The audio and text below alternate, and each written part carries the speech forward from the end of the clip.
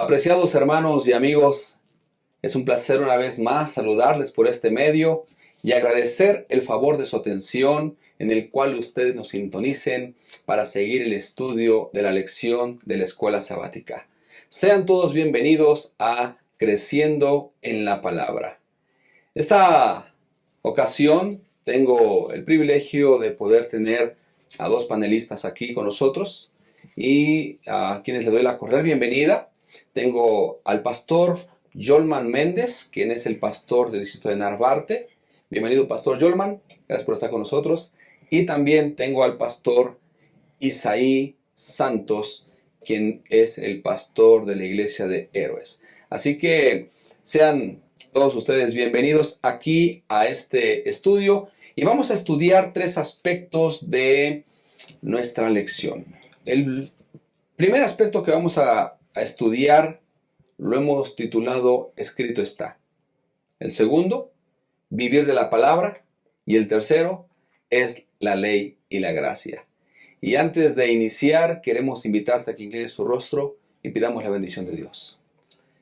Padre amado, pedimos dirección y sabiduría para este estudio. Bendice cada hogar, Señor, que está ahora sintonizando este programa y permite que podamos crecer juntos en Cristo. Quédate con nosotros, con cada familia también reunida en sus hogares. Lo pedimos en el amor de Jesús. Amén. No te vayas, regresamos en un momento.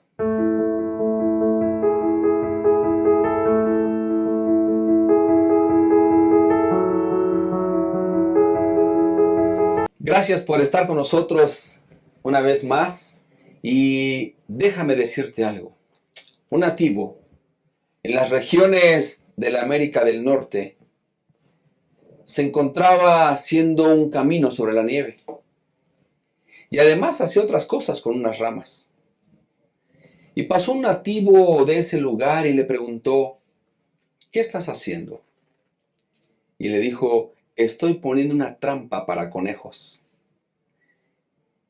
Y entonces este amigo le dijo, ¿y dónde está la trampa? A lo que el otro personaje contestó, sonriente, y dijo, mira, la trampa la voy a poner hasta dentro de 2 semanas. Primero voy a arreglar todo el caminito. Y esta noche los conejos van a venir con miedo, pero se van a ir acercando poco a poco. Al día siguiente vendrán con más confianza y podrán llegar más allá del camino. Y a la tercera noche, ellos llegarán hasta el punto central donde yo pondré la trampa. Así que yo los voy a agarrar, los voy a atrapar y voy a comer conejo. Este amigo contestó, ahora entiendo, estás usando la misma táctica que Satanás usa con los cristianos. Primero los atrae a algo que les da la impresión que no es malo ni bueno.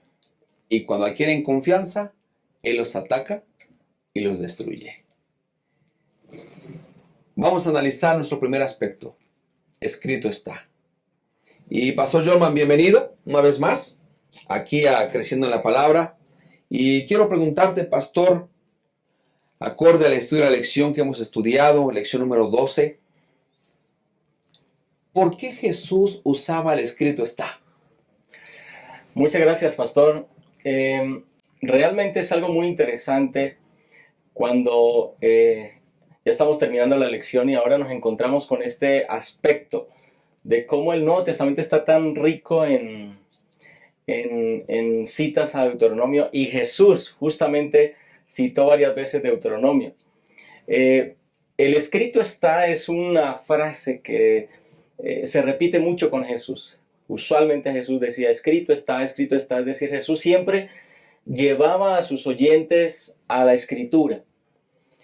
Y hay un ejemplo que la lección nos ayudó a ver, que está relatado en Mateo capítulo 4, los versículos 1 al 11. Un aspecto muy importante en la vida de Jesús. En el inicio, de su ministerio, después de su bautismo, llevado al desierto por el Espíritu Santo. Y allí entonces, después de 40 días de estar en ayuno y en oración, se presenta entonces Satanás, justamente en un momento de debilidad física para Jesús. Había dejado de comer durante 40 días. Era un periodo bastante amplio. Y justo en este momento es que Satanás se presenta en primera instancia develado, pero luego ataca a Jesús. Pero es interesante ver cómo en cada una de las tentaciones de Jesús, ya la conocemos, de Satanás hacia Jesús, que ya las conocemos, 3 tentaciones específicas. En cada caso, Jesús no se detiene a discutir con Satanás. Jesús no quiere argumentar, no discute con él, sino que Jesús simplemente le dice a Satanás, escrito está. Y ahí es donde vemos algo muy interesante, y es que en varias de esas ocasiones, o en esas 3 respuestas que Jesús le da, en el versículo 4, en el versículo 7, en el versículo 10, Jesús usa justamente el libro de Deuteronomio para repeler, con un escrito está, los ataques de Satanás. Así que en la actitud de Jesús vemos que los ataques, las insinuaciones y las tentaciones de Satanás, Jesús las repele con un escrito está. Es decir, Jesús usa el escrito está para defenderse de los ataques de Satanás. Y asimismo, Jesús confirma la validez de las Escrituras y en ellas se afianza para darle una respuesta certera a Satanás, para que él no se salga con la suya, pastor. Muchas gracias. Qué importante entonces el escrito está. Y pastor Isaí, aunado a lo que el pastor Jorman comenta, a mí me llamó mucho la atención Mateo 4:4, porque realmente lo que dice ahí es, Jesús respondió, escrito está. Y me llama mucho la atención esta tentación porque el diablo llega y lo toca a ver si tenía debilidad de comer. Quiero preguntarte, pastor Isaí, en un momento cuando Jesús llega a tener alguna situación en una de las tentaciones con el diablo, sabes que el diablo también se sabe la Biblia. Y el diablo le recuerda un texto que está en el Salmo 91, versículo 11 y 12. A sus ángeles mandará. Tírate, no te va a pasar nada. Pero te pregunto, pastor Isaí, ¿por qué Satanás presenta un escrito está, pero no señala a Dios el Padre? ¿Por qué?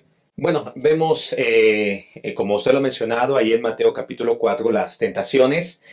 Y algo, como usted lo ha mencionado, pastor, Satanás conoce la Escritura.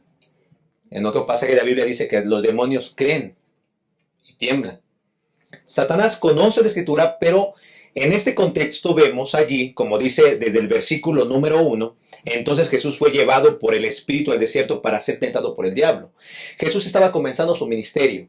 Había los últimos 30 años, había aprendido, estaba familiarizado con las Escrituras, había estado familiarizado con Moisés, con todos los escritos. Incluso dijo Jesús, de mí habló Moisés, porque antes de Moisés era yo. Entonces Jesús sabía la Escritura y Satanás también. Ahora, como Jesús estaba comenzando su ministerio, Él iba a ser el salvador de la humanidad. Él iba a cumplir la tarea que Adán y Eva no pudieron hacer, que era obedecer a Dios. Y es que en el contexto de lo que hemos estudiado durante todo este trimestre, la obediencia es muy importante. La obediencia es la respuesta natural de todo ser humano de acuerdo al pacto que Dios ha hecho con nosotros, que es salvarnos. Entonces vemos que aquí lo que hizo Satanás fue tratar de confundir a Cristo con 3 tentaciones. La primera es, pues convierte estas piedras en pan. ¿Qué le estaba diciendo ahí? O sea, vemos que Cristo vino a cumplir el plan de Dios. Él vino a ser obediente. Él vino a obedecer, en pocas palabras. Entonces, al decir, convierte estas piedras en pan, le estaba diciendo en pocas palabras Satanás a Cristo, porque tú en tu divinidad, tú puedes hacer esto. Depende de ti mismo. Y si Cristo hubiese accedido, estaba haciendo lo mismo que Adán, que estaba haciendo lo mismo que Eva, desobedecer. Por eso Satanás, mi pastor dice aquí, que él vino a Cristo a cumplir el plan de salvar a la humanidad. ¿Sí? Ahora, Satanás durante muchos años, el día en el cielo, anunciaba, decía, que Dios era injusto, que su ley era imposible cumplirse. Por eso, lo que hace es atacar a Jesús, diciendo, ok, depende de ti. De ti, no dependas de Dios. ¿Tienes hambre? Convierte esas piedras en pan. Ahora, cuando en la segunda tentación le dice, aviéntate. Volvemos a lo mismo. Si eres el Hijo de Dios, si verdaderamente eres el Hijo de Dios, entonces aviéntate que a sus ángeles mandará. Pero estamos viendo que el contexto del Salmo 91 nos dice que si obedecemos al Señor, si hacemos de Dios nuestro abrigo, de que Él nos protege, se va a cumplir esa promesa. Pero Satanás saca fuera de contexto siempre la escritura. Y el número 3, pastor, la tercera tentación, que vemos que también Satanás le dice, ok, adórame. Él se consideraba el príncipe de este mundo, y lo era. Por eso, pastor, vemos ahí que si Cristo hubiese accedido a adorar a Satanás, hubiera sido muy fácil, podemos decir, porque le dijo, te voy a dar todo, ¿no? Te voy a dar la humanidad, pero ese no era el plan. ¿Qué quiero decir con todo esto, pastor? Satanás ha sido un mentiroso durante muchos años, y lo es el padre de la mentira. Él vino a atacar a Cristo, nuestro Salvador, para que no cumpliese el plan que tenía de salvarnos a nosotros. Satanás hoy en la actualidad engaña a la gente con la misma escritura y la saca fuera de contexto. Si lo hizo con Cristo, imagínense, ¿qué es lo que no puede hacer con nosotros los seres humanos? Gracias, Pastor Isaí. Pues bueno, vemos ahí en la lección y en la Biblia que Jesús sí usa al Padre. Pastor Jorman. Así es. Sí usa, dice, pues lo vemos aquí en la Biblia claramente. Y Jesús, donde dice, escrito está, no solo de pan vive el hombre, sino de toda palabra que sale la boca de Dios. Él mencionaba al Padre siempre, ¿no? Porque era dependiente de Él. Y le dice, al Señor tu Dios adorarás. Y a Él se lo servirás. Entonces, el diablo nunca mencionaba a Dios. Pero Pastor Jorman, tomando esta parte de las Escrituras, ¿crees tú que podemos conocer las Escrituras bien, tener muchos años en la iglesia, además sabernos varios versículos, varios capítulos de memoria, dominar buenos temas con la mente ya, recordar un pasaje, pero ¿será que podemos correr el riesgo de ignorarlas? Pastor, la pregunta que haces es muy importante y quiero ir a dos vertientes. La primera tiene que ver con la comprensión teológica de la palabra de Dios. En la actualidad hay una tendencia dentro del mundo cristiano de desconocer la autoridad de las Escrituras. Seguramente hemos escuchado a alguien que dice el Antiguo Testamento ya no vale. Ya no tiene validez.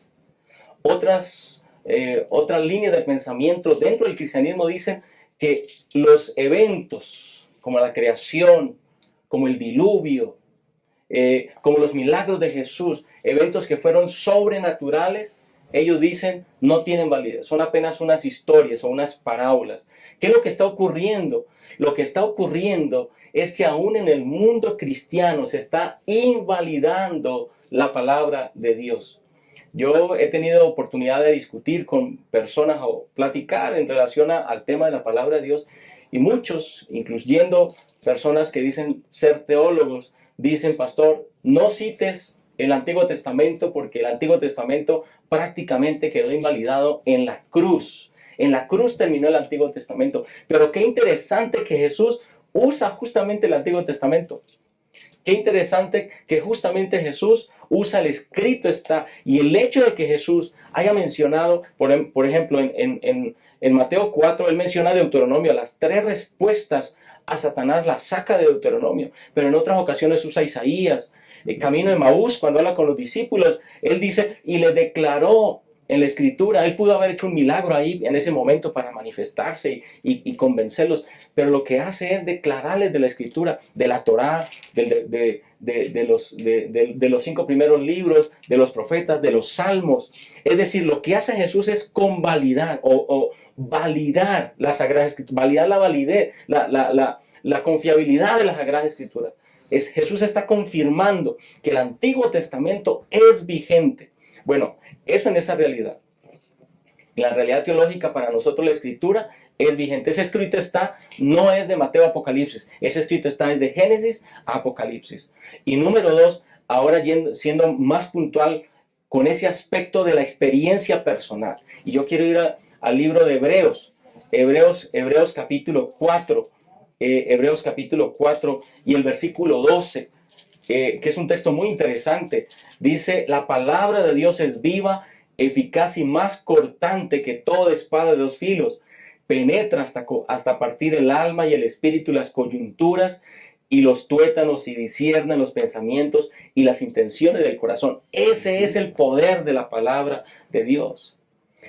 Y ahí es donde está la diferencia entre solamente conocer las Escrituras de manera teórica, sin que ellas hagan efecto en nuestra vida. Y es posible, pastor, respondiendo puntualmente a tu pregunta, ¿podemos conocer las Escrituras y al mismo tiempo ignorarlas? Claro que sí. Es posible tener mucho conocimiento, mucha teoría, pero no permitir que el poder de las Escrituras permee nuestra vida. Y ese es el gran peligro. Si nosotros permitimos que la Escritura permee nuestra vida, entonces tenemos que vivir con un escrito está. Cada que hay una tentación, debe haber un escrito está. Cada que haya una prueba, hay un escrito está para responder a esa prueba. Cada que vamos a tomar una decisión en la vida, hay un escrito está que nos dará la indicación y nos abrirá el camino para tomar la mejor decisión. En nuestras relaciones con la familia, siempre hay un escrito está para aconsejarnos cómo ser un buen esposo, una buena esposa, un buen hijo, un buen padre. En todos los aspectos de la vida debe haber un escrito está. Nuestra guía debe ser las Sagradas Escrituras. Ese fue el ejemplo que nos dejó Jesús. Y esa será la manera cómo se cumpla lo que dice Hebreos. La Escritura es viva y eficaz, penetra lo profundo de nuestro ser y genera transformación. Si eso no ha ocurrido en nuestra vida, entonces debemos preocuparnos. Significa que tenemos mucho conocimiento teórico, como Satanás lo tenía, como el pastor Isaí lo decía, ¿no? Los demonios también creen y tiemblan, pero no hay una eficacia de la Escritura en nuestro corazón. Y por ahí, en esa dirección, es que debemos buscar esa experiencia real con ese escrito está. Job lo dijo, ¿no? Este pueblo de labios me honra. Exacto. Pero su corazón está lejos de mí. Pastor Isaí, aunado a todo esto entonces, si ya hemos hablado del escrito está, de la palabra, de cómo se usaba la palabra, cómo lo que dijo el pastor Jorman, enfatizar desde Génesis 1:1 hasta Apocalipsis 22:21. Hay que creer, de tapa a tapa, ¿no? Ahora, te hago una pregunta, pastor. ¿Cómo usaban Deuteronomio los autores del Nuevo Testamento? ¿Cómo? ¿Cómo usaban Deuteronomio? ¿Cómo lo comparaban? Aquí tenemos el ejemplo de Mateo 4:4. Pero si nosotros nos vamos un poquito más allá, vamos a ver exactamente que no solamente es Mateo 4:4. Podemos llegar a Deuteronomio 8:3, que tiene una hilación total. ¿Cómo lo usaban? Sí, pastor. Yo recuerdo muy bien en la escuela que aprendimos una frase de uno de los teólogos de hace unos años que decía que el Antiguo Testamento era el capullo y el Nuevo Testamento era la flor, ¿no? Y incluso el Señor Jesucristo, él citó en varias ocasiones, el apóstol Pablo citó en varias ocasiones las Sagradas Escrituras. Por ejemplo, vemos allí en San Marcos capítulo 12, en el versículo 29, que dice, Jesús le respondió, el primer mandamiento de todos es, oye Israel, el Señor nuestro Dios, el Señor uno es. Y esa la encontramos, se le conoce como el Shema, ahí en Deuteronomio 6:5. Y también dice, ¿no? Amarás al Señor tu Dios con todo tu corazón, con toda tu alma, y con toda tu mente y con todas tus fuerzas. Ese es el principal mandamiento. Está citando Deuteronomio. Por ejemplo, vemos también al apóstol Pablo. El apóstol Pablo, él recordó a los creyentes que debían de abstenerse de la ira. De acuerdo a Deuteronomio capítulo 32, versículo 35, donde dice, mía la venganza. Lo vuelve a citar ahí en Romanos 12:19, que hay que nosotros confiar en el Señor y no pagar el mal con el mal, sino hay que pagar el mal con el bien y dejarlo todo a lo que el Señor nos dice. También vemos allí, por ejemplo, que Deuteronomio se centra en el decálogo, la repetición de la ley, Y su interpretación, y también Jesús dijo, si me amáis, guardad mis mandamientos. Jesús explicó cómo ser un verdadero discípulo, mostrando actos de bondad, estudiando la palabra de Dios y sobre todo obedeciendo. Entonces, pastor, la Biblia es un conjunto. Nada está, muchos como se ha mencionado, ¿no? Que el Antiguo Testamento ya quedó obsoleto, que ya no hay que leerlo. Eso no es verdad. Realmente, para poder entender el Nuevo Testamento, hay que entender el Antiguo. Jesús citó a Moisés, ¿sí? El apóstol Pablo citó la ley y los profetas. Entonces, todo es un conjunto. Nosotros no somos nadie para decir esto sí y esto no. La misma Biblia se interpreta sola. La misma Biblia nos dice qué queda abrogado y qué no. En cuestión de lo que vamos a abordar más adelante, algunos dicen, no, es que la ley quedó abrogada, pero realmente cuando leemos en su totalidad el contexto, nos damos cuenta qué es lo que verdaderamente fue abrogado. Entonces, pastor, la Biblia es un conjunto, es la palabra de Dios, es viva y eficaz. Entonces, si el Señor Jesucristo la citó, nosotros también deberíamos agarrar la Biblia como es el estudio de la santa palabra de Dios para encontrar felicidad, ser obedientes y sobre todo obtener la vida eterna. Muchas gracias, Pastor Isaí. Qué importante entonces es ver que la Biblia es la palabra de Dios. Y quiero preguntarte, querido amigo que nos ves, ¿en qué tentación estás? ¿En dónde estás atrapado? ¿De qué tentación no puedes huir? La tentación no es pecado. Pecado es cuando tú cometes ya el mal. Quédate con nosotros. Regresamos en un instante para estudiar nuestro segundo aspecto.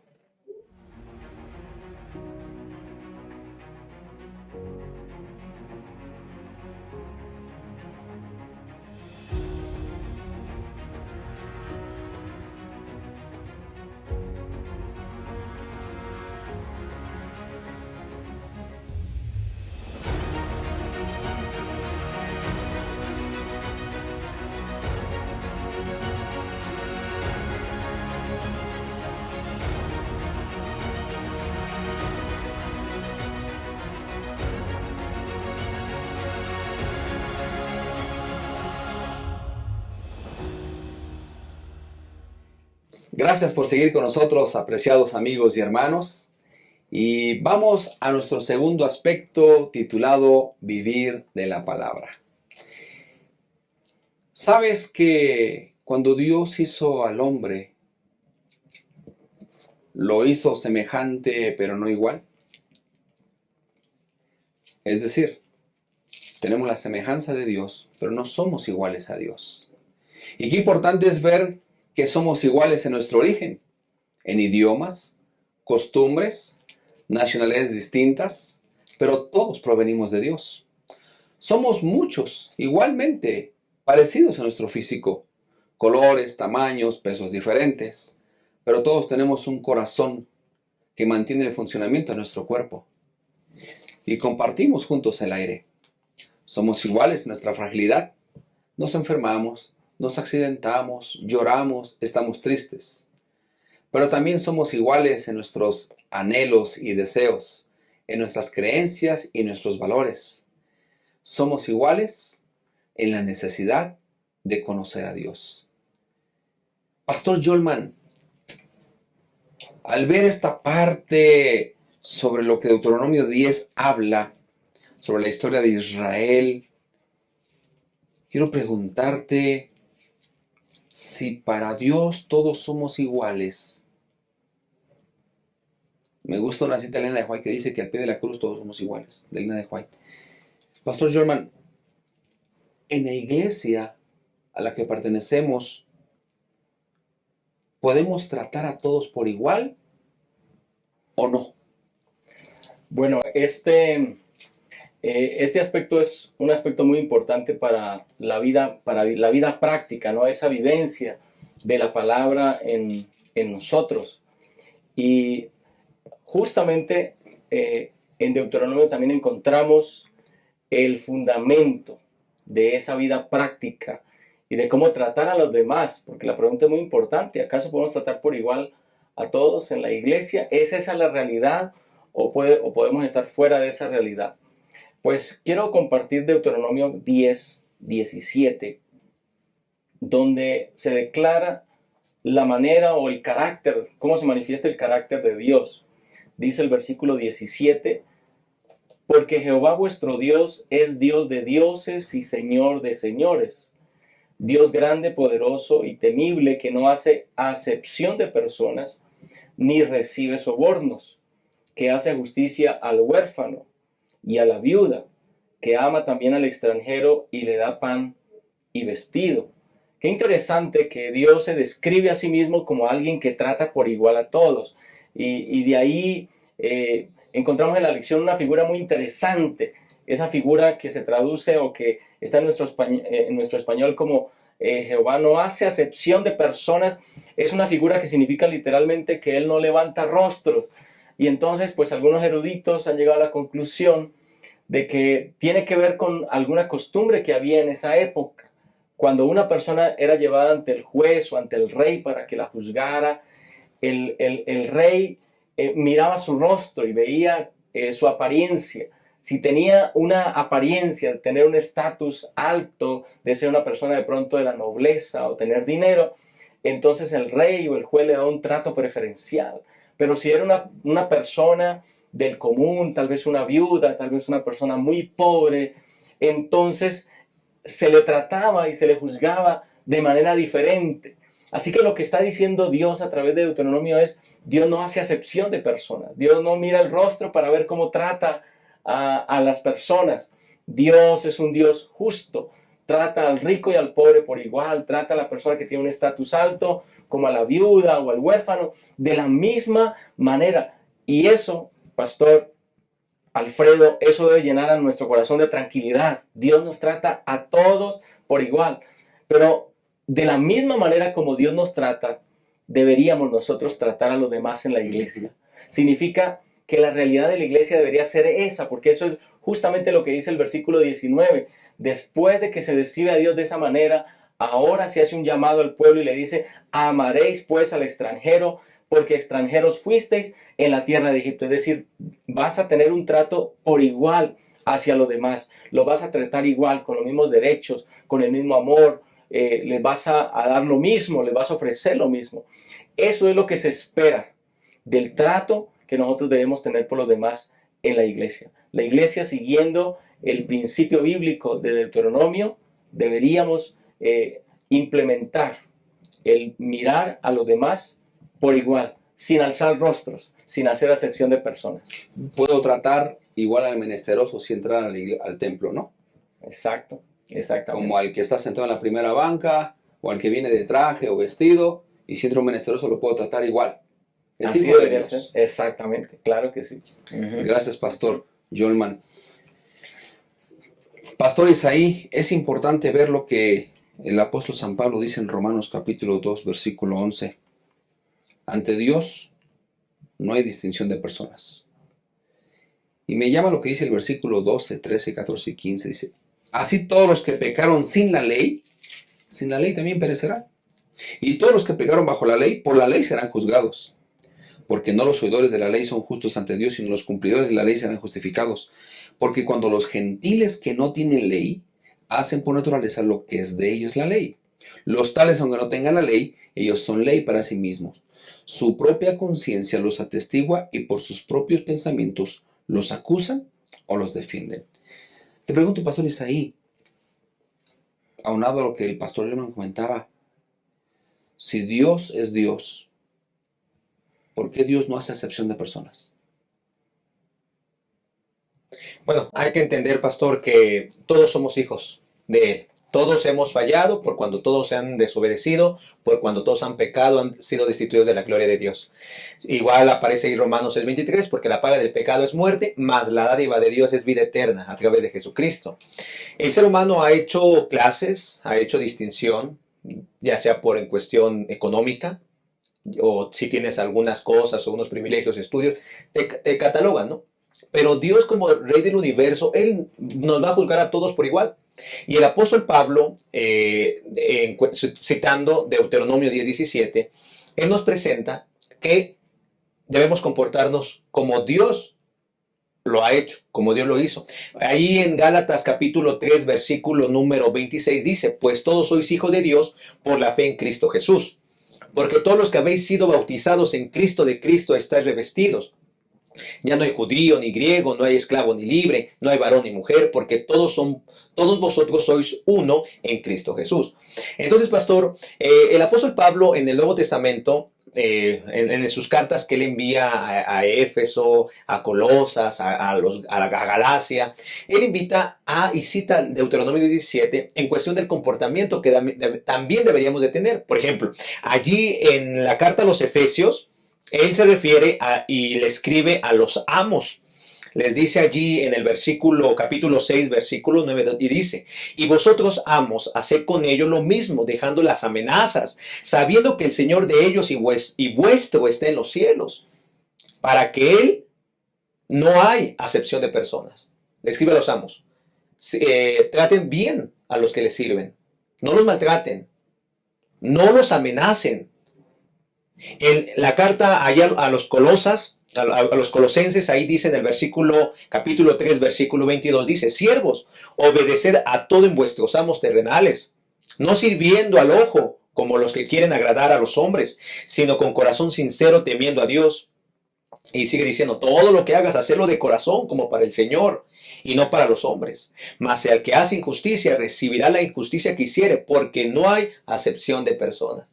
Entonces, pastor, en nuestro trato, si nosotros amamos a Dios, si nosotros obedecemos a Dios, nuestro trato con la gente debe ser el mismo. No hay que hacer acepción de personas. Hay que ayudarlos, hay que levantarlos. Viene a mi mente mucho lo que pasó ahí con Filemón, cuando Pablo le escribe a Filemón por Onésimo. Recíbelo, levántalo. No te olvides que tú también en algún momento, en pocas palabras, te ayudé. ¿Sí? Entonces, pastor, si yo amo a Dios, yo también debo de tratar a la gente por igual, porque todos somos hijos. Dios no invita, ok, si tú eres siervo, pues trata mal y pisotea. No, ayúdalos. Amos, siervos, obedezcan a sus amos. Hijos, obedezcan a sus padres. Padres, ayuden a sus hijos. Todo es un complemento, porque todos somos hijos de Dios. Y el cumplimiento de la palabra, cuando yo la vivo, se demuestra a través de los hechos. Muchas gracias, pastor. Lo importante es ver lo que hemos analizado en este repaso. Y quisiera preguntarte, amigo, que nos ves, ¿hay injusticias en tu iglesia? ¿Te han tratado mal? ¿Te han oprimido? ¿Te han levantado el rostro? ¿O te han tratado con amor? ¿Cómo te tratan? Vamos a hacer una pausa y regresamos en un momento más. Ido a creer nuevas formas de religión.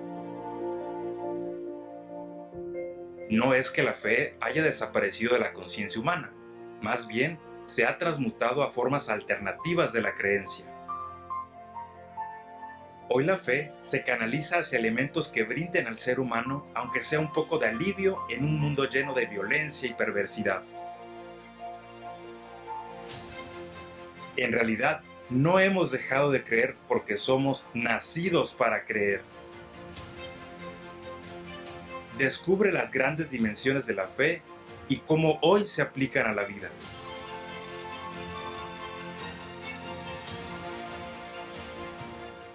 Gracias, apreciados amigos, por seguir con nosotros. Hemos llegado al tercer aspecto de nuestro estudio de la escuela sabática, titulado ahora La Ley y la Gracia. Qué importante es ver entonces que nosotros tenemos una ley en la cual tenemos que regirnos.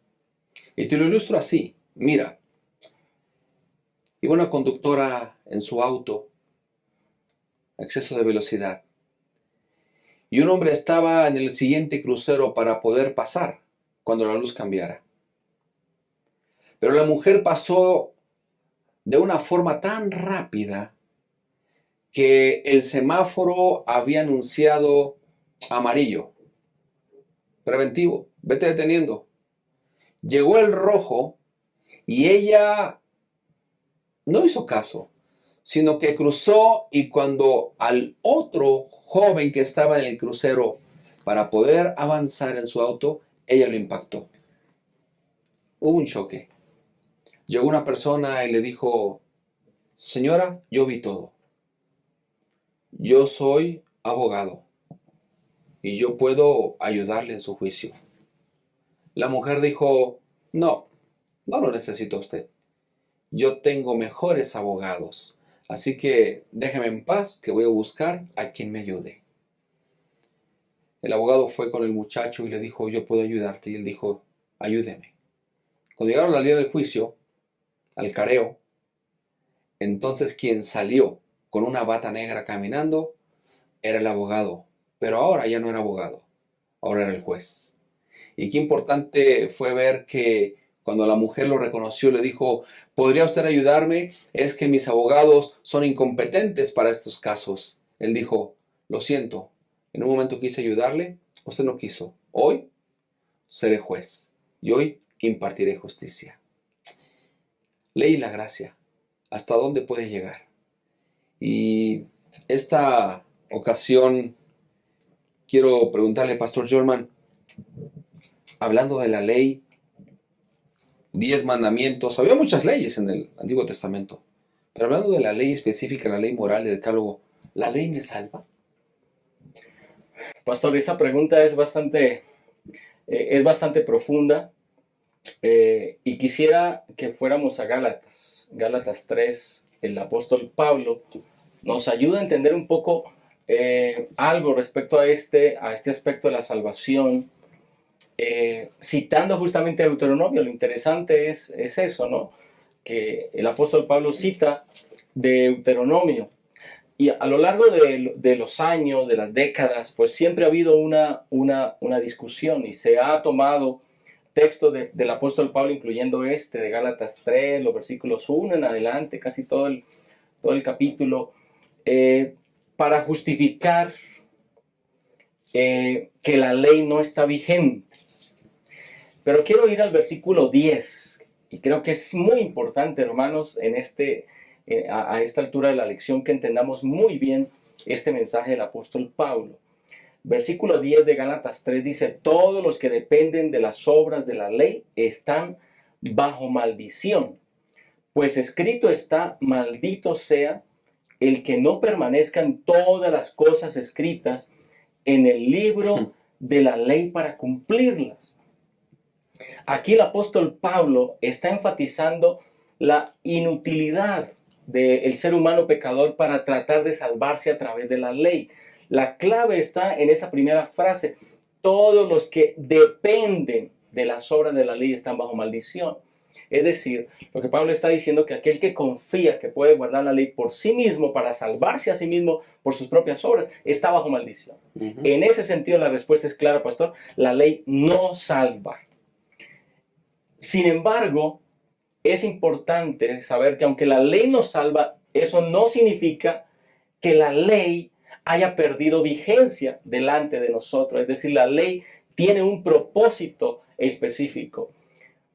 Y ahí es donde el apóstol Pablo nos ayuda a entender que no somos salvos por las obras de la ley, sino que somos salvos a través de la fe en Cristo Jesús.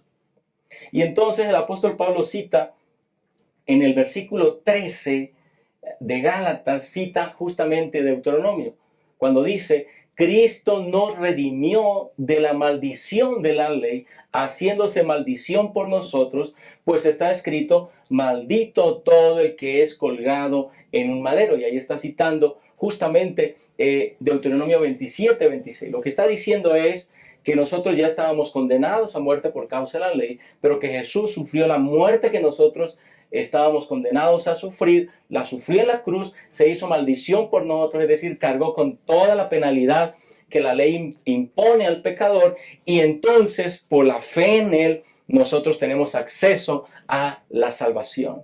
Así que en ese sentido el apóstol Pablo hace una defensa impresionante tanto de la ley como de la gracia. Es decir, la ley está vigente y debemos continuar ese camino, pero a través de la gracia es que nosotros somos salvos. El error de algunos está en hacer a un lado la ley, y el error de otros está en querer salvarse bajo sus propias obras, guardando la ley por sí mismos. Si guardo la ley no estaré salvo, ¿verdad? Exacto. Pero el apóstol San Pablo hace algo interesante aquí, Pastor Jorman, que él no rechaza la ley, sino al contrario, refuerza la necesidad de la ley.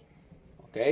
Eso es muy importante, y es bueno explicarle a nuestros amigos que nos ven eso sobre si la ley me salva o no, si guardarla o no. Pero también muchos dicen que si yo guardo el sábado me salvo. Pastor Isaí, ¿qué nos dice respecto a esto? Sí, pastor, gracias. El libro de Deuteronomio hace un llamado a la obediencia. Cuando ahí en Deuteronomio leemos en el capítulo 5 que el Señor hace más bien Moisés hace una repetición de la ley, de los 10 mandamientos. En el versículo número 29 dice del capítulo 5, ¿quién diera que tuviesen tal corazón que me temiesen y guardasen todos los días todos mis mandamientos para que a ellos y a sus hijos les fuese bien para siempre? En el versículo 33 dice, andad en todo el camino que Jehová vuestro Dios os ha mandado, para que viváis y os vaya bien y tengáis largos días en la tierra que habéis de poseer. Pastor, la ley, ya se ha mencionado, no salva. La ley, hermano, pastor, sirve para demostrarnos qué es el pecado. Entonces, si yo ya soy salvo por Jesucristo, ya soy, por fe creo que Jesucristo me ha salvado, la ley ahora cumple una segunda función. ¿Qué es lo que me hace la ley? Que me va a ayudar a hacer, a obedecerla, porque ya soy salvo. Entonces, yo guardo el sábado, debemos de guardar el sábado, debemos de guardar los otros 9 mandamientos, los 10 en total, porque ya somos salvos. Porque el Señor quiere que vivamos bien, por muchos días. Dice el versículo, capítulo 2, versículo 6 de ahí de Deuteronomio, para que temas a Jehová tu Dios, guardando todos sus estatutos y sus mandamientos que yo te mando, tú, tu hijo y el hijo de tu hijo, todos los días de tu vida, para que tus días sean prolongados. Entonces, por eso el Señor dijo, amarás al Señor tu Dios con todo tu corazón, con toda tu alma y con toda tu mente. El sábado se guarda porque ya somos salvos. Y porque como yo amo a Jehová, porque como yo le he entregado mi corazón y porque Cristo me ha salvado, en respuesta al sacrificio que hizo Cristo, yo de corazón decido obedecerle. ¿Para qué? Para que me vaya bien. ¿Y qué connotaciones trae el sábado? El sábado trae una bendición, porque tiene que ver con un descanso físico, un descanso mental y un descanso espiritual. Entonces, pastor, en resumen, el sábado no me salva. Por guardarlo no me salva. Más bien, guardo el sábado porque ya soy salvo, porque obedezco a Jehová, porque decido obedecerle y porque le he entregado mi corazón. Muchas gracias. Qué importante es este punto, ¿no? Y al ver este día de la lección, bueno, el pastor Isaí aún no tiene hijos, ya tiene hijos, perdón, tiene un bebé recién nacido, el pastor Yolman tiene un hijito, pero ahora que yo tengo 2 hijos grandes ya, pero ellos que tienen hijos pequeños, en algún momento le han de decir a su hijito, no toques esto, no lo hagas, porque va a haber una consecuencia, va a haber algún problema. Y qué interesante es ver que entonces nosotros vemos que el Señor Jesús cargó con nosotros la culpa que nosotros debíamos haber llevado. Ahora, Pastor Jorman, es interesante ver cómo la lección también habla de Moisés. Moisés, alguien que es nuestro héroe preferido de muchos, ¿no? Pero él habla de un profeta. ¿Qué tenía Moisés en mente? ¿A quién tenía en mente él? Bueno, en esta parte del libro de Deuteronomio es un aspecto muy importante que Dios revela a través de Moisés. Quiero leer el texto que está en Deuteronomio 18:15, que dice, un profeta como yo te levantará Jehová tu Dios de en medio de ti, le está hablando a la nación de Israel, de tus hermanos, a él oiréis. Así que esta frase, de hecho, que expresa Moisés, se repite. En algunas ocasiones del Antiguo Testamento se repite esta frase. ¿A quién se refiere Moisés, inspirado por el Espíritu Santo? Bueno, la respuesta la encontramos en el Nuevo Testamento y eso es algo muy interesante, lo que ya hemos venido hablando, cómo el Nuevo Testamento se encuentra de manera perfecta con el Antiguo. Por ejemplo, en Hechos capítulo 3, versículo 22, está el apóstol Pedro expresando su mensaje y entonces él dice, en el versículo 22, pues Moisés dijo a los padres, el Señor vuestro Dios os levantará profeta de entre vuestros hermanos, como a mí, a él oiréis en todas las cosas que os hable. Pero también, no solamente el apóstol Pedro, sino también Esteban hace lo mismo en Hechos capítulo 6, versículo 11. Él hace el mismo anuncio. Hechos capítulo 6, a ver, permítame. Capítulo 6, versículo No, creo que estoy equivocado en el texto. A ver, déjeme ver. Esteban es el que hace también este anuncio señalando justamente que 7:37, perdón que se me había ido los ojos a otro texto, dice, este Moisés es el que dijo a los hijos de Israel, profeta os levantaré el Señor vuestro Dios de entre vuestros hermanos, como a mí, a él oiréis. Y los dos, en distinto contexto, tanto Pedro como Esteban, se están refiriendo justamente a Jesús. Así que ese profeta del que anunció Moisés es justamente Jesús. Es a Jesús a quien Moisés está haciendo referencia. Y no solamente lo está poniendo como un profeta, como cualquier otro profeta, sino que está señalando a Jesús como el verdadero profeta, el intercesor, aquel que iba a interceder entre Dios y los hombres. Así que Moisés seguramente estaba pensando en Cristo Jesús, como ese enviado primogénito para la salvación, no solamente del pueblo de Israel, sino de toda la humanidad. Muchas gracias, pastor. Una dependencia total de Jesús, ¿no? Porque Moisés realmente, no, como dice la lección, Moisés les promete 2 veces que el Señor levantaría un profeta. Qué importante es esto. Gracias, pastor, por esta parte. Y pastor Isaí, realmente al ver el estudio de esta lección, Pablo cita muchas cuestiones y en Hebreos 10:30 me llama la atención cuando él menciona ahí, mía es la venganza, yo daré el pago, dice el Señor otra vez, y él juzgará a su pueblo. Realmente, cuando hablamos sobre el castigo, aquellos que desprecian su sangre, que no lo obedecen, que lo rechazan, aquellos que realmente toman decisiones diferentes, quiero preguntarte, pastor, si yo me alejo de Dios, ya lo conocí, ya canté en la iglesia, ya adoré, ya tuve cargos en la iglesia, crecí, pero mi vida cambió, agarró otro rumbo. Si yo me alejo de Dios, ¿habrá alguna consecuencia? Quisiera, en el contexto que dijo el pastor Yolman de Deuteronomio 18:18, cuando dice, profeta les levantaré de en medio de sus hermanos como tú, y pondré mis palabras en su boca y les hablará todo lo que yo les mandare. Y ya vimos que es Jesucristo. Citando primero pastor Hebreos capítulo 10, nos dice allí, desde el versículo número Hebreos capítulo 10, en el versículo número 20 estaba en Hechos. Quiero citar lo que dice la Escritura.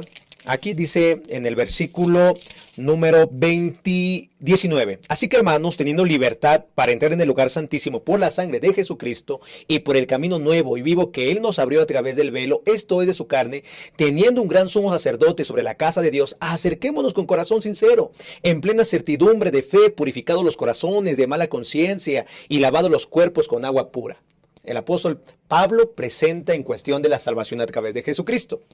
Pero dice el versículo 26, porque si pecaremos voluntariamente después de haber recibido el conocimiento de la verdad, ya no queda más sacrificio por los pecados, sino una horrenda expectación de juicio, de hervor de fuego que ha de devorar a los adversarios. Y citando Pablo en Deuteronomio 17:6 dice, el que viola la ley de Moisés, por el testimonio de 2 o 3 testigos, muere irremisiblemente. ¿Cuánto mayor castigo pensáis que merecerá el que pisoteare al Hijo de Dios y tuviere por inmunda la sangre del pacto en el cual fue santificado e hiciera afrenta al Espíritu de gracia? Mire, nosotros podemos tener todo el conocimiento. Si ya sé, si yo ya me congregué, si ya supe de la palabra y aún así decido rechazar el sacrificio, rechazar al profeta Jesucristo como mi Señor y Salvador personal, aquel que de Moisés habló y que incluso antes de que Moisés existiera, Él ya estaba. Si yo decido, pastor, quedarme sin Salvador, la paga del pecado será la muerte. Será la muerte. Y en este contexto dice Ezequiel capítulo 18, versículo número 23. ¿Quiero yo la muerte del impío? Dice Jehová el Señor, no vivirá si se apartare de sus caminos. Mas si el justo se apartare de su justicia y cometiere maldad e hiciere conforme a todas las abominaciones que el impío hizo, ¿vivirá él? Ninguna de las justicias que hizo le serán tenidas en cuenta. Por su rebelión con que prevaricó, por el pecado que cometió, por ello morirá. Pastor, si ya tenemos el conocimiento, Dios quiere salvarnos, pero si ya tenemos el conocimiento y aún así, como dijo el apóstol Pedro, decido volver a mi propio vómito, hay un terrible juicio, porque la paga del pecado es muerte. Horrenda cosa, dijo el apóstol Pablo, horrenda cosa es caer en manos del Dios vivo. Dios nos llama, pastor, a obedecerlo. Deuteronomio nos llama a echar mano de su palabra, a obedecerle de corazón, no apartándonos. Si yo decido apartarme, me estoy apartando de la vida y por ende me estoy acercando a la muerte y por ende voy a cosechar lo que he sembrado. Pastor, que al estudiar Deuteronomio nos lleve a una obediencia, a temer a Jehová de corazón y decidir entregarle mi vida y no apartarme de él. Muchas gracias, Pastor Isaí. Muy amable. Y bueno, hemos recibido mucha luz, Pastor Yolman. ¿Algunas palabras finales que quiera complementar? Gracias. Yo quiero rescatar un parrafito de la lección, del martes, de Patriarcas y Profetas, página 48. Me gustó mucho. Dice así: ninguno sino Cristo podía redimir al hombre de la maldición de la ley y colocarlo otra vez en armonía con el cielo. Cristo cargaría con la culpa y la vergüenza del pecado, que era algo tan abominable a los ojos de Dios, que iba a separar al Padre de su Hijo. Aquí está Cristo. Cristo es el centro de todo. Cristo es el centro de las Escrituras. Y la lección nos invitaba a reflexionar. Si tuvieras que enfrentar el justo castigo por tu vida, por lo que has hecho en tu vida, ¿cuál crees que sería esa recompensa? Ahora piensa por un momento de todo lo que te ha librado la muerte de Jesús en la cruz y todo lo que te da a través de su gracia. Y entonces nos pregunta, ¿cuál debería ser nuestra respuesta a ese sacrificio en nuestro favor? ¿Cuál es tu respuesta? ¿Cuál es mi respuesta? Pues la escritura y la lección de esta semana nos invita a reflexionar en una entrega total a Cristo, en una vivencia total de las Escrituras y de las enseñanzas, de tal manera que correspondamos a ese amor con más amor por Cristo Jesús. Así que de mi parte la invitación, pastor, sería pues que podamos encontrar siempre a Cristo Jesús en las Escrituras y vivir como Él desea que vivamos. Muchas gracias, Pastor Yolman, por estar con nosotros en este repaso de la lección. Pastor Isaí, brevemente algunas palabras finales. Nuestra vida debería ser basada bajo un escrito está. Hemos recibido mucha luz como adventistas del séptimo día. Tenemos una luz especial, una luz que viene de la palabra, que ahí ha estado. Hermanos de corazón, avancemos en la predicación del Evangelio. Hay una luz que proclamar, hay un mensaje que decir, que hay que temer a Jehová, que hay que obedecerle, pero sobre todo que Cristo es nuestro abogado, es nuestro juez, es nuestro Salvador, y Él es quien muy pronto vendrá por nosotros. Muchas gracias, Pastor Isaí. Gracias por estar también con nosotros en este repaso de la lección. Y apreciados amigos, la Biblia es su propio intérprete. Se ha de comparar pasaje con pasaje. Hay muchas Biblias. Cada quien la atiende a como quiere. Pero la palabra de Dios no cambia. La palabra de Dios es eterna. Y mientras estudiemos tanto en el Nuevo Testamento como en el Antiguo Testamento, nosotros vamos a encontrar fuentes vivas que van a crecer de una parte interesante en el discernimiento de nuestro estudio. Por eso te invitamos a que sigas con nosotros nuestras transmisiones y que ojalá este estudio de la escuela sabática, la lección número 12, sea de bendición para ti y tu familia. Dios te bendiga. Nos vemos en la próxima ocasión. Adventista, comprometida con la misión de mi iglesia. Por la crisis me quedé sin trabajo. Necesito llevar alimento a mi casa. Prometí ser parte activa del esparcimiento del Evangelio en mi generación. Salí de la preparatoria y quiero seguir estudiando, pero no tengo recursos. Ya me jubilé. Tengo que trabajar para el Señor. Él viene pronto. Únete y sé un mensajero de esperanza.